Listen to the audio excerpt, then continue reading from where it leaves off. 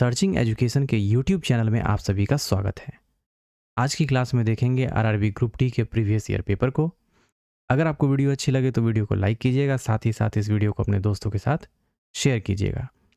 Regular video को प्राप्त करने के लिए इस चैनल को सब्सक्राइब कर ले, साथ ही बेल आइकन को प्रेस कर ले ताकि वीडियो जैसे ही अपलोड हो तो उसका नोटिफिकेशन आपको प्राप्त हो जाए। तो आइए बिना किसी देरी के स्टार्ट करते हैं आज की महत्वपूर्ण क्लास।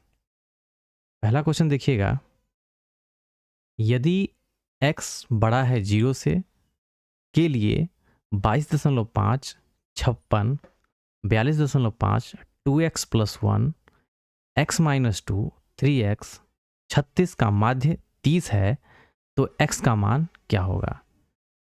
तो सिंपल सा है, माध्य पूछा जा रहा है तो जितने भी टर्म हैं उनको जोड़ लेते हैं और जितने टर्म है उससे डिवाइड करके बराबर में 30 करके ईजिली कैलकुलेट कर लेंगे।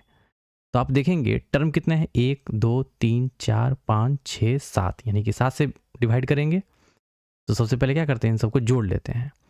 22.5, 42.5, ये कितना हो जाएगा 40 20 60 और 2.5 कितना हो जाएगा 5, यानी कि ये हो गया 65। क्लियर। इन दोनों को जोड़िएगा तो कितना आएगा 6 5 11, 6 5 11, तो कितना हो जाएगा 110 और 10 120, यानी कि 121। ये दोनों जुड़ करके 121 हो जाएगा। इसे जोड़िएगा तो 122, 122 में से 2 घटाइएगा तो क्या बनेगा 120, 120 में 36 जोड़िएगा तो 30 20 50, यानी कि ये हो जाएगा 156। यानी कि संख्या में जितने भी थे सबको जोड़ लिया हमने तो हमें आया 156। अब क्या है, x वाला टर्म है उनको एक साथ जोड़ लेते हैं तो 2x 1x, यानी कि कितना हो गया 3x और 3 और 3 6x, यानी कि प्लस का आ गया 6x। इनको डिवाइड किससे करना है, 7 से डिवाइड करना है और कितना दिया हुआ है, इनका माध्य 30 दिया हुआ है। तो ये हो जाएगा 156 plus 6x is equal to 7 21, यानी कि 210। 6x 156 उधर चला जाएगा तो 210 में से 56 घटाइएगा, 156 घटाइएगा कितना हो जाएगा, 10 में से 6 गया, ये हो गया 4, 10 में से 5 गया 5, 1 में से गया 0। x का वैल्यू कितना आ जाएगा 6 9 54, यानी x का जो वैल्यू निकल के आएगा वो कितना आ जाएगा, ऑप्शन ए यानी कि 9। अगला प्रश्न देखते हैं, दो प्रतिरोधक 6 ओम का A और 12 ओम का B 3 वोल्ट की बैटरी के समानांतर जुड़े हुए हैं, है ना। एक सेकंड में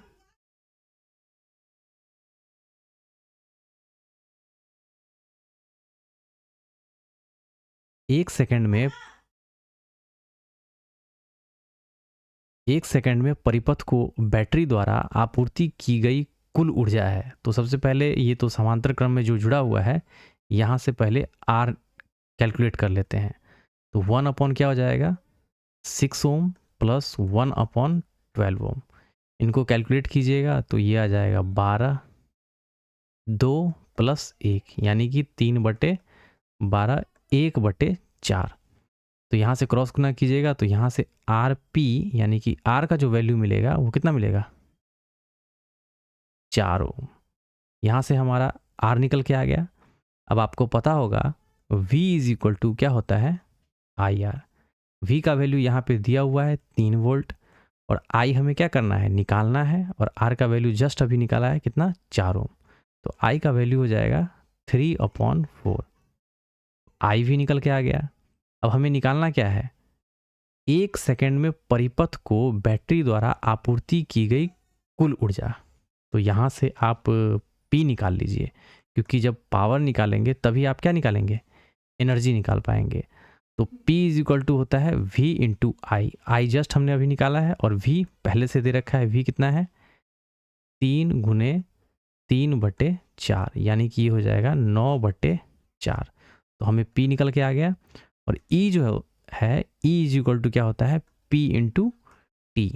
P जस्ट हमने निकाला कितना 9/4 और टाइम कितना है 1 सेकेंड।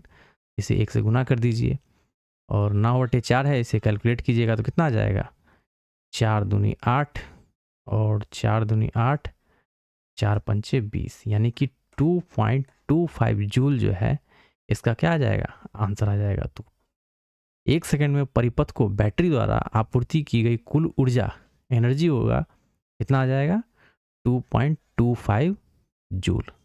तो यहाँ से आपको दो फॉर्मूला याद रखना है। पहला फॉर्मूला तो ये होना चाहिए जो आर इक्विवेलेंट पूछा जा रहा है और समानांतर क्रम में है, जुड़ा हुआ है, तो वहाँ से पहले आपको आर निकालना है। फिर उसके बाद पहला formula V is equal to I R, यहाँ से आई निकाल लीजिएगा। फिर उसके बाद P इज इक्वल टू क्या होता है V इंटू आई, तो यहाँ से P निकल के आ जाएगा।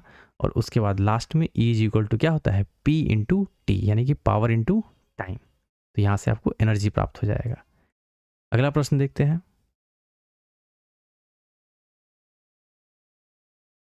निम्नलिखित आरेख में वृत्त लड़कियों को दर्शाता है, तो ये हो गया गर्ल्स। त्रिभुज विज्ञान के छात्रों को, यानी कि ये साइंस। और आयत पीजी छात्रों को दर्शाता है, यानी कि ये हो जाएगा पोस्ट ग्रेजुएट। विभिन्न अनुभागों की संख्याएं व्यक्तियों की संख्या को दर्शाती है। कितने पीजी छात्र ऐसी लड़कियां हैं जो विज्ञान की छात्रा नहीं है, यानी कि यहाँ से यहाँ तक ये सारा का सारा क्या है साइंस वाला है, इसको हटा दीजिए। और क्या बोला जा रहा है लड़कियां जो विज्ञान की नहीं है ना। तो लड़कियां और पोस्ट ग्रेजुएट पीजी और लड़की इन दोनों की चर्चा हो रही है। तो पीजी और लड़की इन दोनों को जो ओवरलैप कर रहा है वो कौन सा पोर्शन है, ये 13 वाला पोर्शन। तो इस क्वेश्चन का आंसर हो जाएगा ऑप्शन, इसमें नहीं लगा है क्या, एक सेकेंड,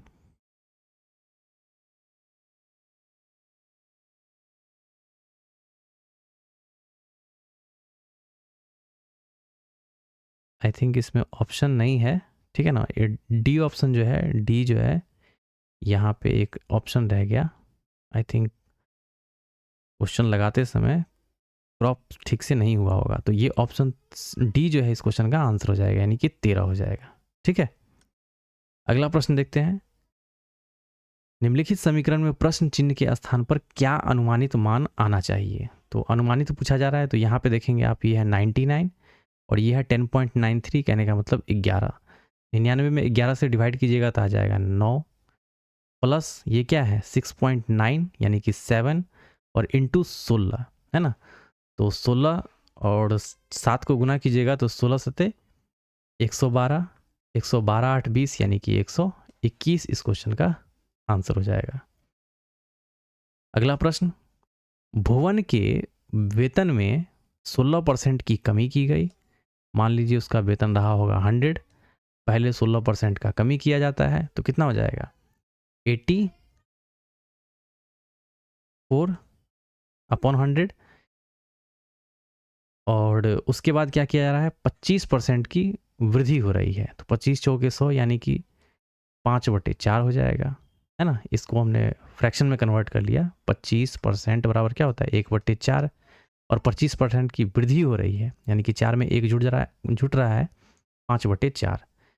100 से 100 खत्म, इसको कैलकुलेट कीजिएगा तो 4 दूनी 8 और 4 एकम 4, 5 एकम 5 और 5 दूनी 10। यहाँ से आप देखिएगा 100 से कितना बढ़ रहा है 5 बढ़ रहा है, ये 100 है, ये 105 है, तो 100 से 105 कितना बढ़ रहा है 5% हो गया, सॉरी 5% की वृद्धि हो रही है ना। तो ऑप्शन सी इस क्वेश्चन का आंसर हो जाएगा, 5% की वृद्धि हो रही है। यहाँ 100 है इस वजह से डायरेक्ट हमें पता चल गया, अदरवाइज हमें क्या करना कैलकुलेट करना पड़ता। आप कैलकुलेट करके भी निकाल सकते हैं, जैसे 100 से 5 बढ़ रहा है, कितना बढ़ रहा है, तो 100 से 105 5 बढ़ रहा है, और किससे बढ़ रहा है 100 से बढ़ रहा है, 100 से मल्टीप्लाई कर दीजिए, कितना आ गया 5%। इस क्वेश्चन का आंसर हो जाएगा। अगला प्रश्न देखते हैं। निम्नलिखित में से कौन सी संख्या दी गई श्रृंखला में प्रश्न चिन्ह को प्रतिस्थापित करेगी। 7 से 18 है, 18 से 34, 34 से 72, फिर 142, फिर इसी तरीके से आगे बढ़ रहा है। आप देखेंगे 7 को 2 से गुना कीजिए, कितना आ रहा है 14, और 14 में 4 जोड़िएगा तो कितना आया 18। उसी तरीके से 18 में फिर 2 से गुना कीजिएगा तो 18 दूना 36, लेकिन ये यहाँ पे क्या है 2 कम हो रहा है, तो 36 में से 2 गया, ये हो गया 34।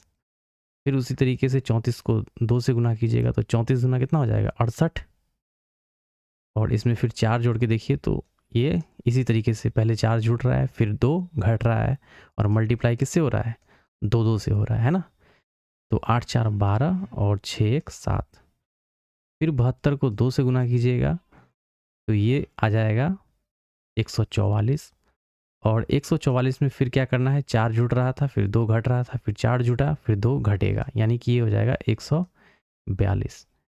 142 में फिर 2 से गुना कीजिएगा तो ये आ जाएगा 200। 100 दूना 200, 200 कितना आ जाएगा? 282। और इसमें जो है 4 जुड़ जाएगा तो 200 कितना आ जाएगा? 200 और 2 दूनी 4, 284 हो जाएगा ना। 2 दूनी 4 और 4 दूनी 8 और 284 प्लस 4 200 कितना हो जाएगा? 88। तो 288 जो है इस क्वेश्चन का आंसर हो जाएगा। अगला प्रश्न देखते हैं। एक बिंब को 12 सेंटीमीटर फोकस दूरी वाले अवतल दर्पण के सामने 8 सेंटीमीटर की दूरी पर रखा गया है। इसका प्रतिबिंब कितनी दूर बनता है? तो इसका जो F यानी कि फोकस दे रखा है वो कितना दे रखा है? 12 सेंटीमीटर, है ना। तो अवतल दर्पण की बात हो रही है यानी कि -12, और यहाँ पे जो है 8 सेंटीमीटर की दूरी पर रखा गया है ना एक वस्तु को। तो U का जो वैल्यू होगा वो कितना आएगा? वो -8 आएगा। बात हो रही है अवतल दर्पण की, तो अवतल दर्पण का जो सूत्र होता है वो क्या होता है? 1/v + 1/u = 1/f। हमें क्या करना है? इसका प्रतिबिंब कितनी दूर बनता है यानी कि v निकालना है। यहाँ से 1/u कितना हो जाएगा? -1/8, क्योंकि माइनस है तो प्लस माइनस, -1/8 = 1/ क्या आ जाएगा? -12, है ना, -1/12। 1/v ये उधर चला जाएगा, 8 - 1/12, इसको कैलकुलेट कीजिएगा तो ये हो जाएगा 24। 8 ये 24 -12 दूना 24 यानी कि 1/24। क्रॉस गुना कीजिएगा तो v = क्या निकल के आ जाएगा? प्लस का वट 24। तो इसकी जो प्रतिबिंब होगी कितनी दूर बनेगी? 24 सेंटीमीटर दूर बनेगी। ऑप्शन ए इस क्वेश्चन का आंसर हो जाएगा। अगला प्रश्न देखते हैं। ए और बी मिलकर एक कार्य को 12 दिन में पूरा करते हैं। ये ए है और ये बी है ना। ये दोनों मिलकर के 12 दिन में काम करते हैं। ए अकेला इसे 20 दिन में पूरा करता है। ए अकेला जब आता है तो 20 दिन में करता है। इन दोनों का टोटल वर्क निकाल लेते हैं। यदि बी प्रतिदिन केवल दिन के पहले भाग में कार्य करता है तो ए और बी मिलकर कार्य को कितना दिन में पूरा करेंगे? तो पहले तो यहाँ पर टोटल वर्क निकाल लेते हैं। टोटल वर्क कितना हो जाएगा? यहाँ 60 एलसीएम हो जाएगा, 12 पंचे 60 और 20 दिए 60, यानी ए की जो एफिशिएंसी आएगी वो 3 आएगी। और ए प्लस बी का 5 है, इसका अगर 3 है तो इसका कितना होगा? 2। बी का आ गया 2 एफिशिएंसी। अब नेक्स्ट आगे क्या बोला जा रहा है? यदि बी प्रतिदिन केवल दिन के पहले भाग में कार्य करता है ना, तो ए और बी मिलकर कार्य को कितने दिन में पूरा करेंगे? ए का जो एफिशिएंसी है वो कितना रहेगा? 3 ही रहेगा। और बी का जो एफिशिएंसी है वो क्या है? पहला भाग मतलब पूरा भाग क्या होगा? 2। तो आधा जो भाग होगा वो कितना होगा? 1 होगा। यानी कि टोटल जो दोनों का एफिशिएंसी हो जाएगा, अब नया जो एफिशिएंसी होगा वो कितना हो जाएगा? ए और बी मिलकर कितने दिन में कार्य पूरा करेंगे? यानी इन दोनों का जो इंक्लूडिंग एफिशिएंसी आ जाएगा निकल के, वो आ जाएगा 4। अब इस एफिशिएंसी से पूरा काम को करना है। टोटल वर्क कितना है? 60 और 4 दोनों का टोटल एफिशिएंसी नया वाला निकल के आया है। ये पुराना वाला एफिशिएंसी जब पूरा कार्य कर रहे थे तब का है 5 और 3। 5 3 कहने का मतलब 3 और 2, दोनों का जो टोटल एफिशिएंसी रहेगा 3 और 2 5 रहेगा। बट नई जो एफिशिएंसी निकल के आई है वो 4 निकल के आई है। क्यों? क्योंकि बी प्रतिदिन केवल दिन के पहले भाग में कार्य करता है।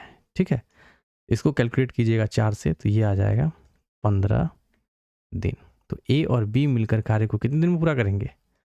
15 दिन में। अगला प्रश्न देखते हैं।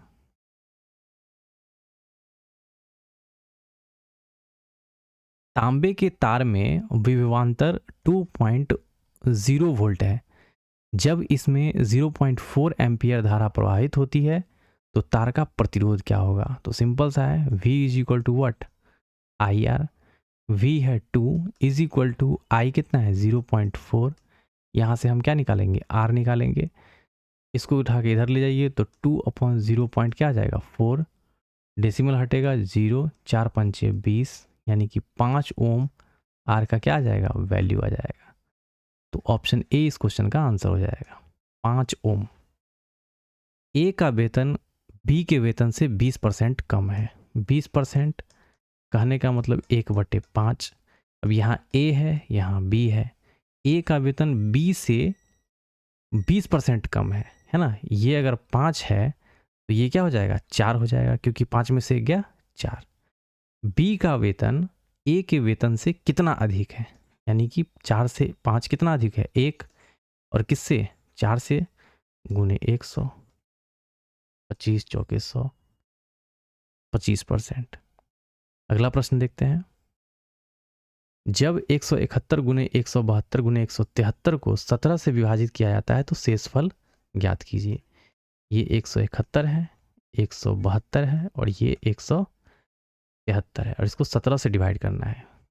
एक एक करके डिवाइड करिएगा तो 17 दहें कि 170, रिमाइंडर कितना बचेगा 1, यहाँ पे रिमाइंडर कितना बचेगा 2 और यहाँ रिमाइंडर बचेगा 3। क्लियर?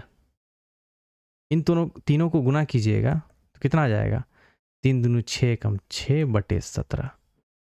अब 17 6 में 17 से तो डिवाइड होगा नहीं, तो रिमाइंडर क्या बचेगा यही 6 ही बचेगा। अब आप देखिए ना 6 में 17 से डिवाइड कर पाइएगा, नहीं कीजिएगा ना, 17 0 0 है ना, रिमाइंडर क्या निकल के आ गया 6। अगला प्रश्न देखते हैं। निम्नलिखित में से कौन सा सही है? 4 ऑप्शन दिया हुआ है, इसमें से आपको सही ऑप्शन को पिक करना है। यहाँ दिया हुआ है प्रत्येक समलंब एक समांतर चतुर्भुज होता है। तो आप देखेंगे समलंब किस तरीके का होता है, इस तरीके का होता है। प्रत्येक समलंब एक समांतर चतुर्भुज का होता है। समांतर चतुर्भुज कैसे हो जाएगा, ये और ये आपस में समांतर है क्या, ये और ये आपस में समांतर है क्या, तो इस वजह से ये गलत हो जाएगा। प्रत्येक समांतर चतुर्भुज एक वर्ग होता है।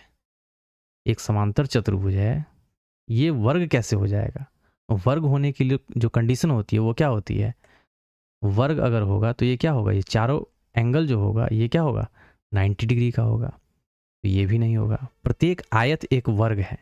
अब मान लीजिए ये एक आयत है, ये वर्ग कैसे होगा, वर्ग के लिए चारों की चारों भुजा क्या होनी चाहिए बराबर होनी चाहिए, तो ये भी नहीं होगा। प्रत्येक वर्ग एक समचतुर्भुज है। अब एक वर्ग ले लेते हैं है ना, अब इस वर्ग को आप प्रत्येक वर्ग एक समचतुर्भुज है, यानी कि चारों भुजाएं क्या है आपस में बराबर है, तो इसे आप कह सकते हैं कि ये स्टेटमेंट जो है ये आपका सही होगा। तो ऑप्शन डी इस क्वेश्चन का आंसर हो जाएगा। सेम जो मैंने समझाया है आप देखेंगे अगली स्लाइड में, उन्हीं का अच्छे से डिटेल दिया हुआ है। क्या है स्पष्टीकरण, प्रत्येक समलंब एक समांतर चतुर्भुज होता है, यह कथन असत्य है। एक समलंब मतलब ये स्टेटमेंट जो दिया हुआ था अकॉर्डिंग टू क्वेश्चन, तो ये कथन गलत है। क्यों गलत है? एक समलंब यानी कि ट्रैपीजियम में समांतर भुजाओं का केवल एक जोड़ा होता है, यानी कि ये और ये आपस में क्या होगा समांतर होगा, जबकि एक समांतर चतुर्भुज में है ना सम्मुख भुजाओं के दोनों जोड़े समांतर होते हैं। तो ये बताया जा रहा है समांतर चतुर्भुज के बारे में, तो ये गलत हो गया ये तो स्टेटमेंट के अकॉर्डिंग। अगला जो है प्रत्येक समांतर चतुर्भुज एक वर्ग होता है। जैसे कि मैंने बताया वर्ग होने के लिए कंडीशन क्या होना चाहिए, चारों एंगल क्या होना चाहिए 90 डिग्री का होना चाहिए, तो वही चीज़ दिया हुआ है, सभी कोण 90 डिग्री के होते हैं, जो कि समांतर चतुर्भुज के लिए आवश्यक नहीं है। प्रत्येक आयत एक वर्ग होता है ना, आयत वर्ग कैसे हो जाएगा, वर्ग होने के लिए चारों भुजाएं बराबर होनी चाहिए, लेकिन सभी भुजाओं का बराबर होना आवश्यक नहीं है जो वर्ग के लिए जरूरी है ना। यहाँ पे आप अच्छे से पढ़ लीजिएगा। अगला है प्रत्येक वर्ग एक समचतुर्भुज होता है, यह कथन सत्य है। एक समचतुर्भुज यानी कि रोम्बस वह चतुर्भुज होता है जिसकी सभी भुजाएं समान लंबाई की होती हैं। एक वर्ग इस मानदंड को पूरा करता है क्योंकि इसकी सभी भुजाएं समान होती है और साथ ही सारे एंगल जो होंगे वो कितने होंगे 90 डिग्री के होंगे। अगला प्रश्न देखते हैं। रघु ने अपनी बेटी जो 16 वर्ष की है के नाम पर 5 लाख रुपए का निवेश जो है एक ऐसी योजना में किया है जिसमें प्रति वर्ष 5% का चक्रवृद्धि ब्याज दिया जाता है, जो वार्षिक रूप से क्या है, संयोजित है, यानी कि वार्षिक रूप से कैलकुलेशन हो रहा है। जब बेटी 18 वर्ष की हो जाएगी तो उसे देय कुल राशि कितनी होगी, यानी कि सीधा सीधा टाइम जो लग रहा है कितना लग रहा है, 2 वर्ष। 2 वर्ष में पूछ रहा है अमाउंट जो मिलेगा वो कितना होगा। तो आप देख लीजिए ये 5% है, 5 दूनी 10, यानी कि 1/20।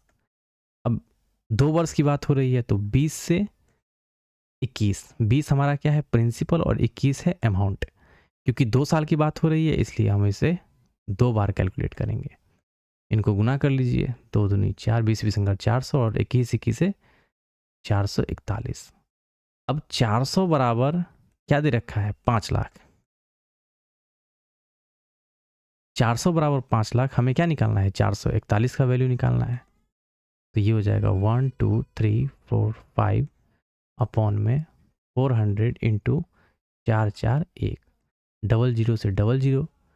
अब एक काम करते हैं, इसमें डिवाइड करने से अच्छा है इसमें डिवाइड कर लेते हैं। 4 एकम 4, 4 एकम 4, 0, 4 दूनी 8, 4 पंचे 20, यानी कि 110.25 से क्या हो जाएगा, 441 पूरा पूरा कट जाएगा। अब यहाँ से इसको 5 से गुना कर लीजिए, तो 5 25, 2 5 दूनी 10, 2 12, 1 11 5 55, लास्ट में कितना जीरो, 1 2 3, 1 2 3, 2 अंक से पहले डेसिमल, 2 अंक से पहले डेसिमल लगा दीजिए।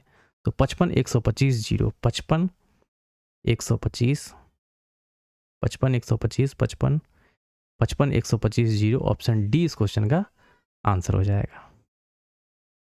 अगला प्रश्न, और इस कैलकुलेशन में अगर चक्रवृद्धि ब्याज पूछता तो इन दोनों का डिफरेंस क्या होता है, वो होता है चक्रवृद्धि ब्याज। ये क्या है हमारा, ये प्रिंसिपल है, और ये क्या है, ये अमाउंट है, ध्यान रखिएगा। अगला प्रश्न देखते हैं, रेकरिंग का क्वेश्चन है। तो जिस पे रेकरिंग नहीं होता है पहले तो पूरा लिख लेते हैं, 1 3 2 4 1। जिस पे रेकरिंग नहीं है उसे क्या करते हैं, सब्सट्रैक्ट कर लेते हैं, और अपॉन में जिस पे रेकरिंग है उसके बदले में 9 9 9, जिस पे नहीं है उसके लिए 0।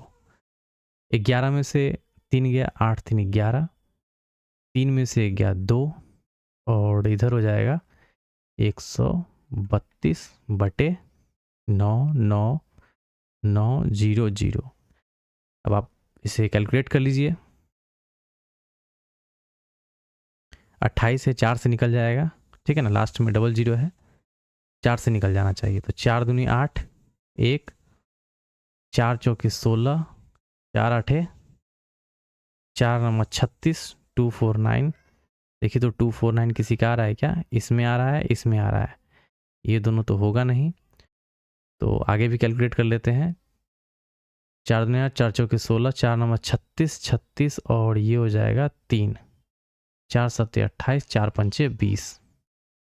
इसको कैलकुलेट कीजिएगा तो 4 3 12, 4 3 12, 0, 4 7 28, 33 0 7, 33 0 7, 38 0 7 है, ये नहीं होगा, 33 0 7, यानी कि ऑप्शन डी इस क्वेश्चन का आंसर हो जाएगा। अगला प्रश्न देखते हैं, 8 डायोप्टर क्षमता वाले एक लेंस को -4 डायोप्टर क्षमता वाले दूसरे लेंस के संपर्क में रखा जाता है। लेंस संयोजन किस प्रकार कार्य करेगा। तो सबसे पहले नेट पी निकाल लेते हैं, यानी कि नेट जो पावर होगा वो कितना होगा, 8 प्लस माइनस 4 बराबर हो जाएगा 8 में से 4 प्लस माइनस माइनस, 8 में से 4 गया तो 4 डायोप्टर। अब यहाँ से क्या निकालेंगे, जैसा कि आपको पता है F इज इक्वल टू क्या होता है, 1/P। F is equal to 1/P, 1/P का वैल्यू क्या निकला है, 4। यहाँ से कैलकुलेट कर लीजिए, 0 पॉइंट कितना हो जाएगा, 4 दूनी 8, 4 पंचे 20, यानी कि 0.25 क्या हो जाएगा, ये निकलेगा मीटर में। इसे सेंटीमीटर में कन्वर्ट करने के लिए क्या करेंगे, 0.25 इंटू 100 से मल्टीप्लाई करेंगे, तो ये आ जाएगा 00, 0 से 0 खत्म, यानी कि 25 सेंटीमीटर इस क्वेश्चन का आंसर हो जाएगा। क्योंकि मीटर में ये निकलता है ना, तो ये निकला है मीटर में, हमें आंसर क्या निकालना है, सेंटीमीटर में निकालना है। तो यहाँ क्या आ जाएगा, 0 पॉइंट तो हट गया ना, 25 सेंटीमीटर, और है कौन सा,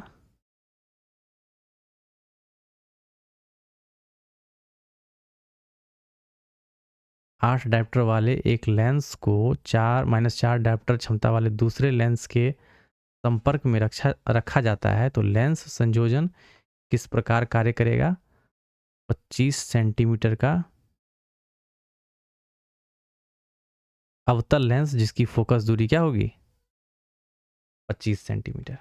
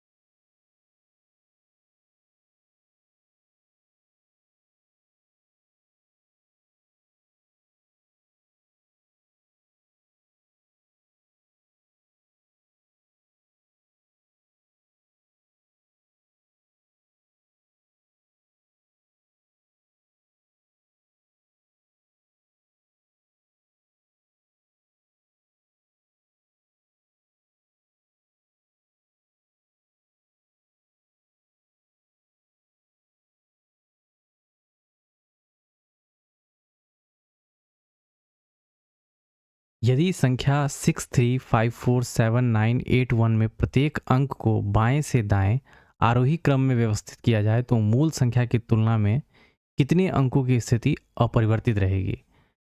तो आइए देखते हैं इसको किस तरीके से करना है। तो जो भी नंबर दिया है इसको क्या करना है, बढ़ते क्रम में पहले सजा लेना है। तो ये है 63547981। यहाँ से स्टार्ट करेंगे 1 3 4 5 6 7 8 9। अब तो मूल संख्या की तुलना में कितने अंकों की स्थिति अपरिवर्तित रहती है? तो आप देखेंगे 3 नहीं बदल रहा है और 8 नहीं बदल रहा है, यानी कि दो संख्याएं ऐसी है जो क्या है, अपरिवर्तित है। अगला प्रश्न, एक सम अष्टभुज के प्रत्येक बाह्य कोण की माप ज्ञात करना है। तो प्रत्येक बाह्य कोण का जो फॉर्मूला होता है 360 अपॉन क्या होता है, n है। किस टाइप का बहुभुज, ये है सम अष्टभुज है। तो 360 में 8 से डिवाइड कर दीजिए, 8 चौके 32, 8 पंचे 40, यानी कि 45 डिग्री का कोण बनेगा। अगला प्रश्न, ए और बी एक कार्य को 10 दिन और 12 दिन में पूरा करते हैं। यदि वे ए से प्रारंभ करके एकांतर दिनों में कार्य करते हैं तो कार्य कितने दिनों में पूर्ण हो जाएगा। एकांतर वाला क्वेश्चन है। पहले तो यहाँ पे क्या करेंगे, टोटल वर्क निकाल लेंगे। ये हो जाएगा 60, ये 6 और ये हो जाएगा 5, यानी कि 2 दिन का जो काम होगा वो कितना होगा, 11 होगा। हमें करना कितना है, 60 काम कराना है। तो 11 छक 66, 11 पचे 55, यानी कि इसको 5 से गुना कीजिएगा तो कितना काम हो जाएगा, 55 काम। इसको 5 से गुना कीजिएगा तो 10, यानी कि 10 दिन में काम कितना हो रहा है, 55। अब जो आने वाला है वो कौन आएगा, ए आएगा। ए की जो एफिशिएंसी है कितना है, 6 की एफिशिएंसी है, बट काम करना कितना है, काम तो 5 ही करना है, 5/6, यानी कि टाइम जो लगेगा 10.5/6 दिन लगेगा। क्लियर, ऑप्शन डी इस क्वेश्चन का आंसर हो जाएगा। अगला प्रश्न देखते हैं, दो प्रतिरोधक 10 ओम का ए और 30 ओम का बी। आई थिंक इस क्वेश्चन को कराया गया है क्या। 1 सेकंड में प्रतिरोधकों की क्षयित कुल ऊष्मा कितनी है। अच्छा, यहाँ पे एच हीट पूछा जा रहा था, पूछा जा रहा है, वहाँ पे पूछा गया था एनर्जी। ठीक है, तो आइए देखते हैं इसको किस तरीके से कैलकुलेशन करते हैं। और यहाँ श्रेणी क्रम में जुड़ा हुआ है और वहाँ पे समांतर क्रम में था। ठीक है, दो प्रतिरोधक 10 ओम का ए और 30 ओम का बी 6 वोल्ट की बैटरी से श्रेणी क्रम में जुड़ा हुआ है। तो जब श्रेणी क्रम में जुड़ा हुआ है तो आर क्या करेंगे, पहले कैलकुलेट कर लेंगे। 10 ओम है 30 ओम है, तो दोनों जुड़ेगा तो कितना हो जाएगा, 40 ओम। अब यहाँ से क्या करेंगे, V is equal to I R का फॉर्मूला लगा करके 6 वोल्ट हो जाएगा ये, और I हमें कैलकुलेट करना है और R का वैल्यू हमें निकल के आया है 40। तो यहाँ से I इज इक्वल टू क्या हो जाएगा, 6/40। अब I का वैल्यू आ गया 6/40। अब यहाँ से क्या करेंगे, यहाँ से हम H निकालेंगे। H बराबर क्या होता है, H बराबर होता है I² RT। ये फॉर्मूला आपको याद रखना होगा। I क्या है, तो I है 6/40, यानी कि 6 गुने 6 6 36, और ये 40 गुने 40 इंटू आर क्या निकला है, आर है 40 ओम, तो ये 40 हो जाएगा। और टी कितना है, 1 सेकेंड, यानी कि 1 सेकेंड में इसका कैलकुलेशन करना है। तो 40 से 40 खत्म, 4 9 में 36 है ना, 9/10 बराबर क्या आ जाएगा, 0.9 वाट जूल। तो 0.90 जूल क्या हो जाएगा, ऑप्शन बी इस क्वेश्चन का आंसर हो जाएगा। तो यहाँ से दो चीज़ आपको ध्यान रखना है। पहला तो V is equal to I R, और दूसरा H बराबर I² RT। अगला प्रश्न देखते हैं, यदि A और B समीकरण x² - 5x - 14 is equal to 0 के मूल हैं, यानी कि मूल क्या होता है, अल्फा बीटा, और अल्फा बीटा की जगह पर A और B लिखा हुआ है, तो AQ_B² प्लस A² BQ का मान ज्ञात करें। तो सबसे पहले क्या करते हैं, A प्लस B निकाल लेते हैं। A plus B is equal to होता क्या है, यानी कि alpha plus beta minus B upon A, तो माइनस माइनस प्लस, यानी कि 5/, क्या हो जाएगा, 1। तो अल्फा प्लस बी, ए प्लस बी क्या निकल के आ गया, 5। ए इंटू बी, ये क्या निकलेगा, सी अपॉन ए, सी क्या है, -14, और ए की जगह पर 1, यानी कि ये निकलेगा -14। ठीक है, अब यहाँ से इनको कैलकुलेट कीजिए। A² B² क्या करेंगे, कॉमन ले लेंगे, A² B², यानी कि AB का स्क्वायर कॉमन आ जाएगा। यहाँ रहेगा आपको A और प्लस ये क्या हो जाएगा, B, ये आ जाएगा। AB हमारा क्या है, -14, तो -14 का होल स्क्वायर, इंटू क्या होगा 5। 14 का स्क्वायर कीजिएगा तो क्या आ जाएगा 196 और इंटू 5। ठीक है, 6 पंचे 30, 3 19 पचे 95 और 3 कितना हो जाएगा 98, यानी कि 980 इस क्वेश्चन का आंसर आ जाएगा। तो पहले मूलों का योगफल, उसके बाद गुणनफल और यहाँ पे पुट करेंगे, आंसर आ जाएगा। अगला प्रश्न देखते हैं। यदि किसी बंद घनाभ की चौड़ाई और ऊंचाई, यानी कि ये घनाभ है,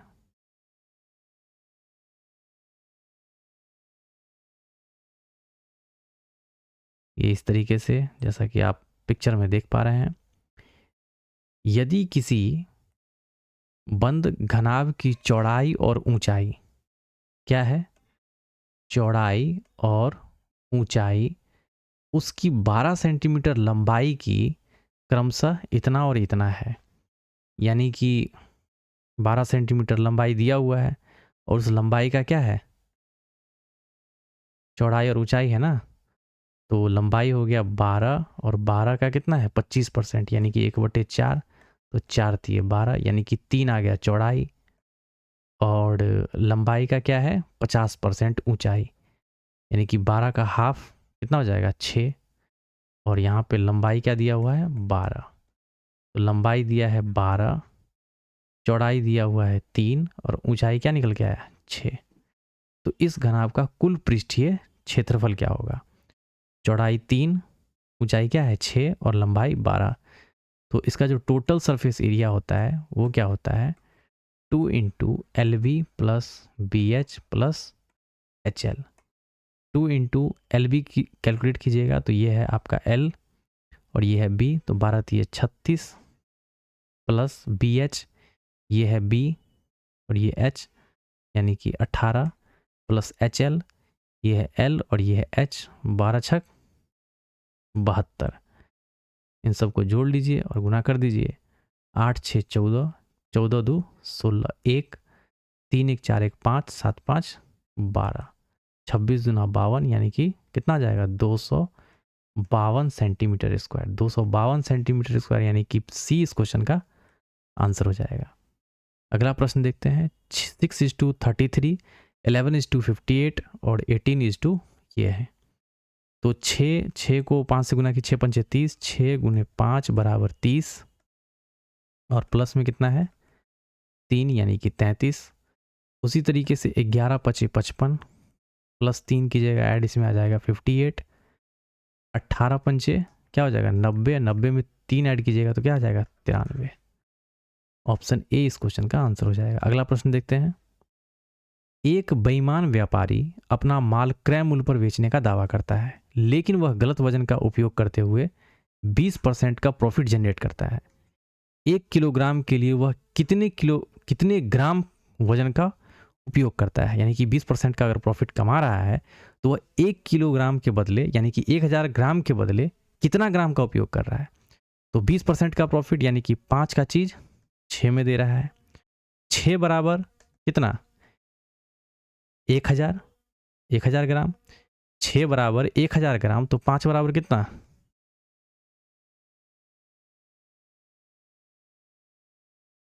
1000/6 गुने 5, तो ये हो जाएगा 5 एकम 5, 1 2 3/6, 6 8 48, 48 और 2 6 तिये 18, 2 6 तिये 18 और ये हो जाएगा 6 एकम 6, यानी कि 833.36 यानी कि 333.3, फिर आगे भी 3 कंटिन्यू होते चला जाएगा, ये पूरा पूरा कटेगा नहीं। तो ऑप्शन देख लीजिए, एक ही ऑप्शन है 8833.33 ग्राम, तो ये इस क्वेश्चन का आंसर हो जाएगा। 5 का चीज़ 6 में दिया जा रहा है और 6 के बदले में वो कितना दे रहा है 1000, लेकिन वो क्या कर रहा है बेईमानी कर रहा है, यानी कि 5 का हमें निकालना है। ये तो 6 का दिया हुआ है ना, लेकिन हमें निकालना किसका है 5 का निकालना है, तो 5 बराबर 1000/6 गुने 5। अगला प्रश्न देखते हैं। एक 3 अंकीय संख्या इस प्रकार है कि इकाई का अंक, दहाई का अंक और सैकड़े का अंक का अनुपात जो है 1:2:3 के अनुपात में है। मान लीजिए इकाई अगर x है, दहाई क्या हो जाएगा 20x, इकाई क्या है x दहाई यानी कि 10 से गुना करना पड़ेगा, तो ये हो जाएगा 20x। और सैकड़ा को क्या कीजिएगा, सैकड़ा को 100 यानी कि ये हो जाएगा आपका 300। क्या है, इकाई का अंक x, उसके बाद हो जाएगा आपका 20x और ये हो जाएगा 100 गुने 3 यानी कि हो जाएगा 300x। सबको जोड़िएगा तो 320 और 1 21, 321x हो जाएगा, है ना।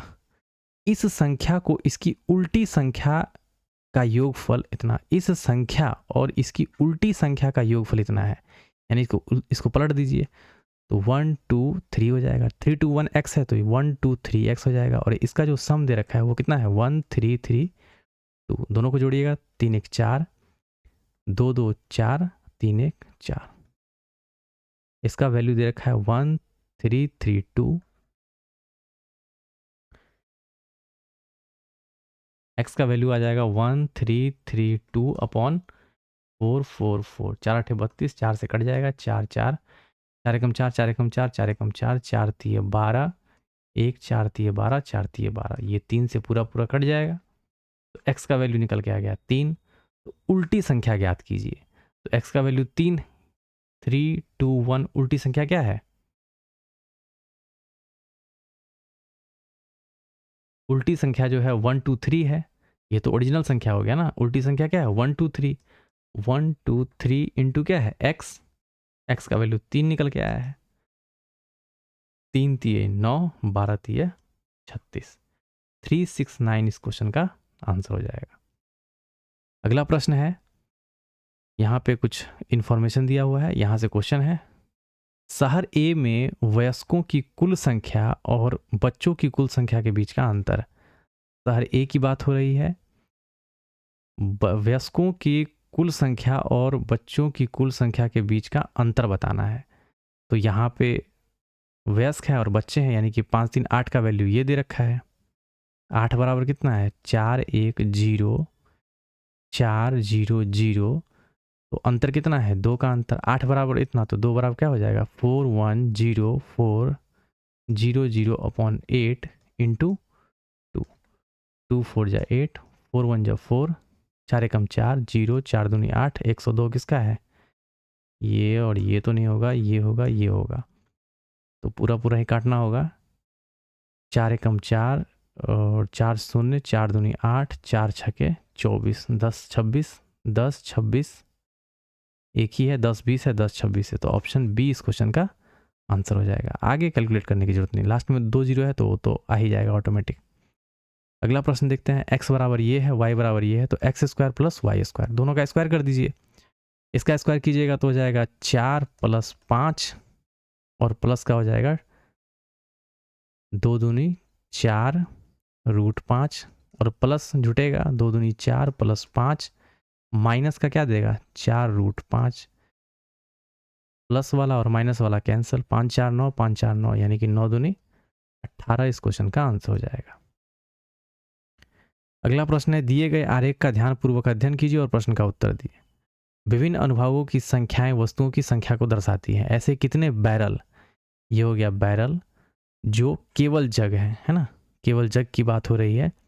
ऐसे कितने बैरल्स हैं जो केवल जग है, ये जग ये है, ये वाला बैरल और जग को जो ओवरलैप कर रहा है, ये वाला पोर्शन ओवरलैप कर रहा है, ये कितना है 4 है। ऑप्शन सी इस क्वेश्चन का आंसर हो जाएगा। अगला प्रश्न है, 18 63 44 154, तो 54 किसके बराबर में होगा। तो यहाँ से आप देखेंगे 18 ये 54, 18 गुने 3 बराबर हो जाएगा 54 और प्लस इसमें कितना ऐड कर रहे हैं 54 6 6 3 9 यानी कि 9 ऐड कर रहे हैं तो कितना आ रहा है 63। उसी तरीके से 44 गुने 3 कीजिएगा तो कितना आ जाएगा 4 3 12, 4 3 12 1 13 यानी कि 132 प्लस इसमें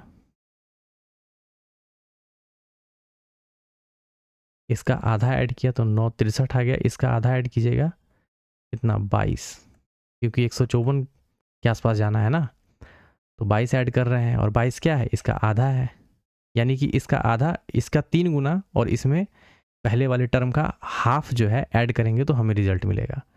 तो ये हो जाएगा एक 3 से गुना किया 132 और 44 का आधा 22, 2 2 4, 13 2, ये हो जाएगा 15। उसी तरीके से 54 गुने 3, 4 3 12, 5 3 15 1 16, इसका हाफ ऐड कीजिएगा यानी कि 27 ऐड कीजिएगा तो 7 2 9 6 2 8 1 189, 189 इस क्वेश्चन का आंसर हो जाएगा। तो पैटर्न बेस्ड ऐसे क्वेश्चन होते हैं। 9 to the power 6 into 12 to the power 4 into 7 to the power 7 के भिन्न भिन्न अभाज्य गुणनखंडों का योग क्या है? तो इसको आप कैसे लिख सकते हैं? 3 3 9 यानी कि 3 का स्क्वायर और 6 दूनी ये क्या हो जाएगा 12। 12 के पावर में कितना है 4 है, इसको ब्रेक कर लीजिए, 4 3 12, इस तरीके से 4 गुने 3 और इसके पावर में 4 है, 7 के पावर में तो खैर 7 ही रहेगा, 3 के पावर में 12, 4 के पावर में 4 को कैसे लिख सकते हैं 2 का स्क्वायर और इसको ओपन कीजिएगा 2 का स्क्वायर टू दी पावर में 4 है तो 4 दूनी कितना हो जाएगा 8 और 3 के पावर में क्या रहेगा 3 के पावर में रहेगा 4 और 7 के पावर में 7। यहाँ से पावर बेस हमारा सेम है इस दोनों का तो ये पावर जुड़ जाएगा, 3 के पावर में 12 4 16, 2 के पावर में 8, 7 के पावर में 7। अब आपको क्या दिख रहा है?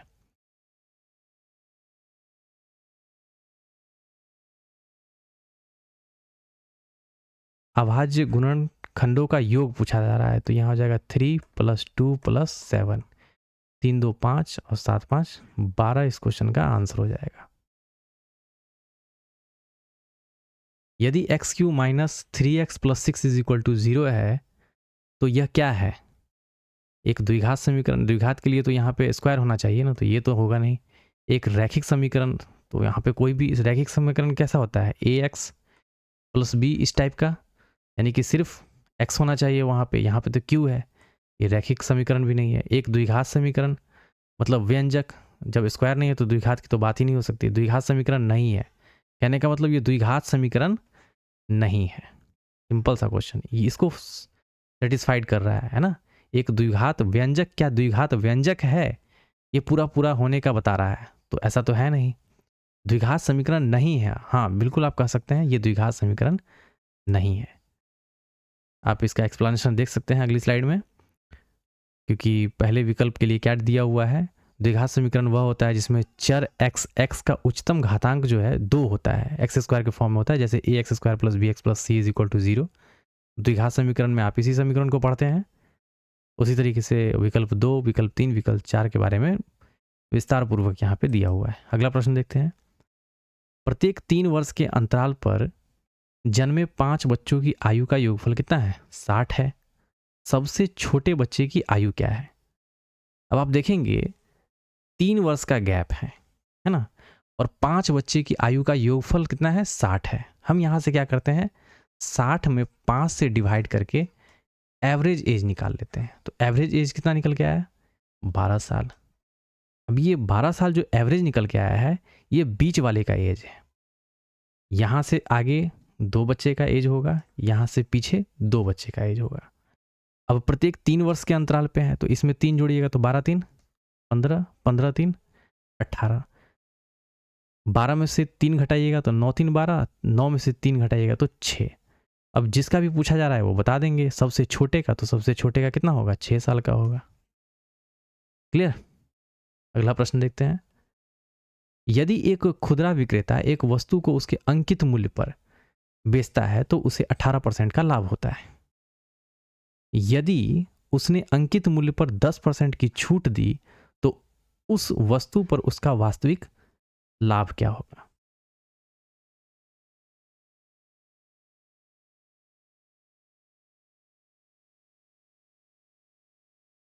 तो देखिए यहाँ पे CP, SP, MP। यदि एक खुदरा विक्रेता एक वस्तु को उसके अंकित मूल्य पर बेचता है ना, क्या कर रहा है? MP पर बेच रहा है, यानी कि CP से MP, तो उसे 18% का लाभ हो रहा है। 18% कहने का मतलब ये हो गया, जो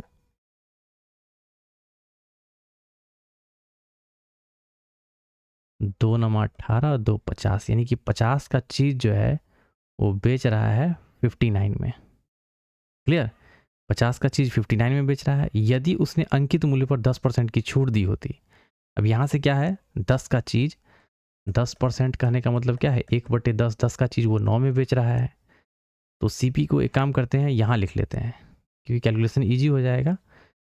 तो ये हो गया एसपी, एमपी और सीपी, इसको इस तरीके से मल्टीप्लाई करेंगे और हमें क्या निकालना है, वास्तविक लाभ निकालना है। लाभ में हमें किसका जरूरत पड़ता है, सीपी का और एसपी का। एमपी को कंसीडर नहीं करेंगे, तो इसको गुना कर लीजिए। 9 9 81, 8 9 5 45, 45 5 50 3 53, 531 आ जाएगा एसपी और सीपी आ जाएगा 500। सीपी 500, एसपी 531, कितना का बढ़ोतरी हो रहा है, 31 का बढ़ोतरी हो रहा है, किस पर, 500 पर, और गुने 100, 100 0000 खत्म, 5 6 30 और 5 दूनी 10, यानी कि 6.2% का क्या हो जाएगा, वास्तविक लाभ होगा। अगला प्रश्न देखते हैं। राम्या की शादी 10 वर्ष पूर्व हुई, है ना, यह है राम्या, इसकी शादी जो होती है 10 साल पहले होती है ना। तब उसकी आयु, यानी कि शादी के समय आयु जो होती है, उसकी आयु का, यानी कि उसकी जो वर्तमान आयु है, उसकी आयु का क्या है, 5 एकम 5 1 6/5। जब उसकी, एक सेकेंड,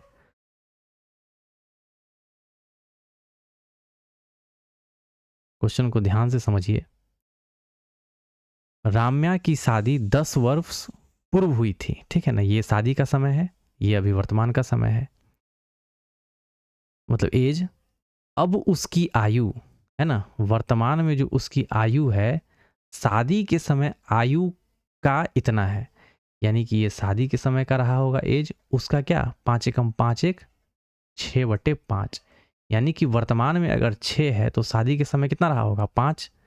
ये वर्तमान में 6 और शादी के समय 5, और इन दोनों के बीच का जो गैप है वो कितना है, 1 का गैप है, और साल में देखा जाए तो 10 साल का गैप है, तो 1/10, इसको कंसीडर अच्छे से कर लीजिएगा। उसकी पुत्री की आयु उसकी वर्तमान आयु का 10वां भाग है, यानी कि ये अगर 6 है तो इसका 10वां भाग यानी कि 6/10 होगा। क्लियर। तो उसकी पुत्री की वर्तमान आयु, यानी कि 1 का वैल्यू अगर 10 है तो 6/10 का वैल्यू क्या हो जाएगा, 1/10। तो 6/10 बराबर क्या हो जाएगा, 10/1 गुने 6/10, यानी कि उसकी पुत्री का जो वर्तमान आयु होगा वो कितना होगा, 6 साल का होगा। तो ये अच्छे से समझ में आया कॉन्सेप्ट। देखिए राम्या का जो है, यहाँ से निकाल लेते हैं, ये इस स्टेटमेंट को ध्यान से समझिए। अब उसकी आयु, यानी कि वर्तमान में जो उसकी आयु है राम्या की, शादी के समय आयु का 6/5 है। तो वर्तमान में अगर ये शादी वाला, इसको इधर अगर लिखेंगे तो शादी के समय का 5 और वर्तमान के समय का 6, तो ये वर्तमान में 6 और शादी में 5, तो ये 5 और 6, इन दोनों के बीच का गैप 1, साल में देखा जाए तो 10 साल का गैप, 1/10, तो यहाँ पे हमने निकाल लिया, किसका निकालना है, अब पुत्री का पूछा जा रहा है। पुत्री का जो एज है वर्तमान में वो क्या है, राम्या की वर्तमान एज का 10वां भाग है, यानी कि 6 का 1/10, यानी कि 6/10, 1/10, तो 6/10 बराबर क्या हो जाएगा, 10/1 गुने 6/10, 10 से 10 खत्म, 6 साल उसकी पुत्री का आयु कैलकुलेट होकर के आ जाएगा। अगला है, दिए गए 5 वर्षों में, क्वेश्चन यहाँ से स्टार्ट होता है, दिए गए 5 वर्षों में अनुत्तीर्ण होने वाले छात्रों की संख्या, ये है अपीयर्ड, ये क्वालिफाइड और फेल्ड, ये अपीयर्ड, क्वालिफाइड और फेल्ड, फेल्ड वाला ये यहाँ पे दिया हुआ ये वाला, ये पोर्शन। तो अनुत्तीर्ण होने वाले छात्रों की औसत संख्या, पहले अनुत्तीर्ण वाले जितने भी हैं इसकी एवरेज संख्या निकाल लेते हैं। तो 4 4, उसके बाद है 3 4 3 7 7 1 8 8 8 16 16 4 20 2 22 2 2 1 3 3 2 5 5 2 7 7 1 8, कितना है, 1 2 3 4 5, 5 से डिवाइड कर दीजिए, 5 एकम 5 3 5 6 30, और ये हो जाएगा 2 5 चौके 20 5 8 40, यानी कि 164.8। 2017 में अनुत्तीर्ण होने वाले छात्रों की संख्या से कितने प्रतिशत अधिक है। तो 2017 में अनुत्तीर्ण कितना हो रहा है यहाँ पे 160, 160 से कितना अधिक है, तो आप देखेंगे 160 से 4.8 अधिक है, तो 4.8 अपॉन 160 गुने 100, पॉइंट हटेगा 0, 0, 0, 16 दिए 48, यानी कि 3% इस क्वेश्चन का आंसर हो जाएगा। अगला प्रश्न देखते हैं। एक अवतल दर्पण सूर्य से आने वाली प्रकाश किरणों को दर्पण से 10 सेंटीमीटर की दूरी पर अवसरित करता है। यदि किसी वस्तु को दर्पण से 20 सेंटीमीटर दूर रखा जाए तो प्रतिबिंब बनता है। प्रतिबिंब कहाँ बनेगा, तो देख लेते हैं। पहले तो यहाँ पे दर्पण के सामने 10 सेंटीमीटर की दूरी है, तो यहाँ पे जो हो जाएगा इसका जो f होगा, f कितना होगा -10, और किसी वस्तु को दर्पण से 20 सेंटीमीटर दूर रखा जाता है, यानी कि u हो जाएगा -20। यहाँ से आप फॉर्मूला लगा लीजिए 1/v plus 1/u is equal to 1/f, 1/v, v निकालना है, 1/u क्या हो जाएगा 1/f, यानी कि माइनस का 1/10 और ये 1/20, ये चला जाएगा उधर, तो 1/20 माइनस 1/10 कैलकुलेट कर लीजिए, ये हो जाएगा 20, 1 माइनस 10 दूनी 20, यानी कि माइनस का 1/20। Therefore v is equal to minus का क्या मिलेगा 20 मिलेगा। क्लियर। इस क्वेश्चन का आंसर हो जाएगा ऑप्शन दर्पण के सामने 20 सेंटीमीटर, क्योंकि निगेटिव है ना, दर्पण के सामने मिलेगा इसका जो इमेज मिलेगा। क्लियर। अगला प्रश्न देखते हैं। 2 माइनस साइन स्क्वायर ए अपॉन 1 माइनस कॉस ए प्लस इस तरीके का दिया हुआ है। तो यहां से आप देखिए 2 माइनस साइन स्क्वायर ए को आप कैसे लिख सकते हैं, 1 माइनस कॉस ए है तो इसको कॉस के फॉर्म में लिख लेते हैं। तो sine square A is equal to क्या होता है 1 माइनस कॉस स्क्वायर ए, और 1 माइनस कॉस स्क्वायर ए को आप कैसे लिखेंगे ए स्क्वायर माइनस बी स्क्वायर, ए प्लस बी ए माइनस बी। तो यहाँ पे इसको आप ऐसे ब्रेक कर सकते हैं 1 माइनस कॉस ए इंटू 1 प्लस कॉस ए अपॉन में क्या है 1 माइनस कॉस ए, माइनस माइनस खत्म हो जाएगा, 1 प्लस क्या बचेगा 1 प्लस कॉस ए। क्लियर। और प्लस का ये वाला टर्म वो तो एज इट इज रहेगा, पहले इसको कैलकुलेट कर लेते हैं। तो ये plus minus minus plus minus minus, तो दो में से एक गया, एक माइनस क्या हो जाएगा कॉस ए, तो ये हमारा आ गया।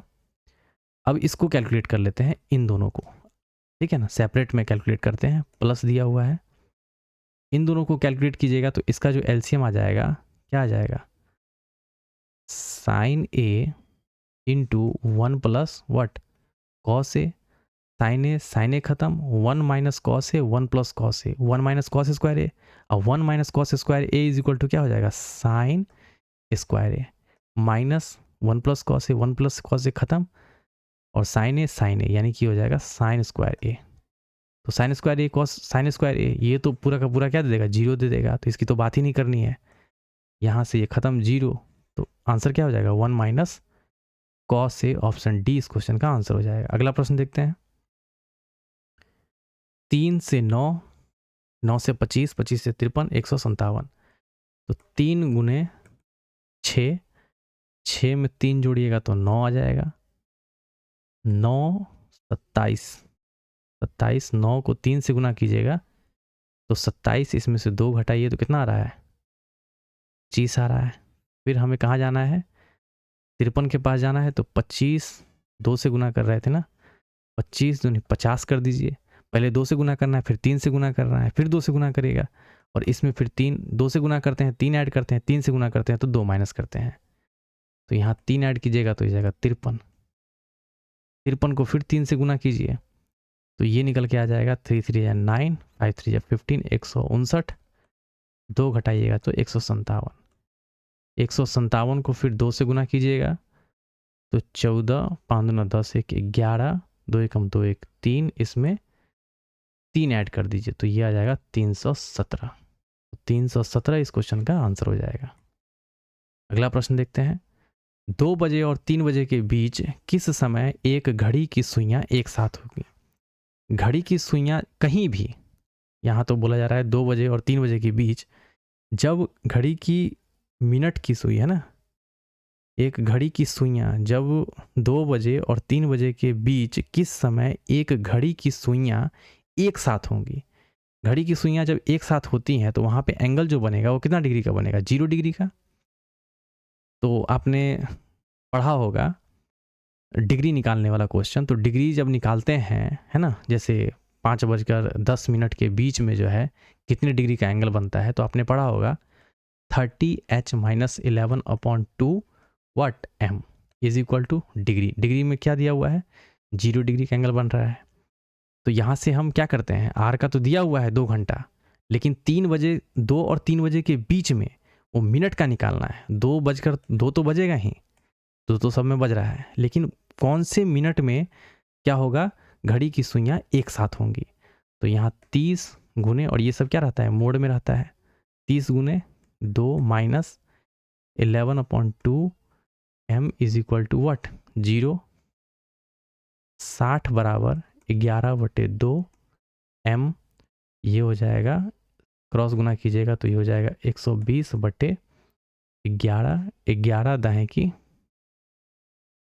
110, 110 10 120, 11 दाएं की 110, यानी कि 11 10.10/11। तो 2:10.10/11 बजे क्या होगा, है ना, ये मिनट हो जाएगा, 2:10.10/11 मिनट पे घड़ी की सुइयां एक साथ होंगी। क्लियर? सरल करना है, ये हो जाएगा 36, 9, ये हो जाएगा 16, 9 6 15, 15 5 20, 21, एक यूनिट डिजिट पे एक ही ऑप्शन में एक दिया हुआ है, टिक मारेंगे, आगे बढ़ेंगे। इसको सॉल्व करना है, ओपन कर लीजिए, 5 दिए 15 एक्स स्क्वायर माइनस 7 दिया 21 माइनस 5 दिए 15 x square plus minus minus 5 दूनी 10x माइनस माइनस प्लस 7 बचे 35 बराबर क्या है 16। 15x स्क्वायर कैंसिल, ये 10x उधर चला जाएगा, माइनस 21 और 35 है, 5 में से 1 गया 4, 3 में से 2 गया 1, और ये क्या है, माइनस है ना, माइनस का 16 प्लस का 16 इधर आ जाएगा, और ये हो जाएगा 10x, 6 4 10 1 1 2, तो 10x बराबर 20, तो x बराबर क्या हो जाएगा 2।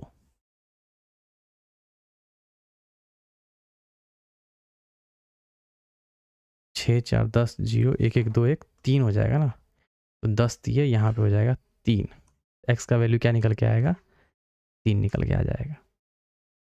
तो ये लास्ट क्वेश्चन था। वीडियो का सॉल्यूशन आपको कैसा लगा कमेंट सेक्शन में ज़रूर अपनी प्रतिक्रिया दें। किसी भी क्वेश्चन में अगर आपको डाउट लग रहा है तो आप कमेंट सेक्शन में पूछ सकते हैं। किसी कॉन्सेप्ट जो इस वीडियो में, इस पूरे वीडियो में जो भी क्वेश्चन का सॉल्यूशन आपको समझ नहीं आया तो पर्टिकुलर उस क्वेश्चन को भी पूछ सकते हैं। कोशिश करेंगे कि अगली वीडियो में उसको अच्छे से एक्सप्लेन करें। वीडियो में बने रहने के लिए बहुत बहुत धन्यवाद।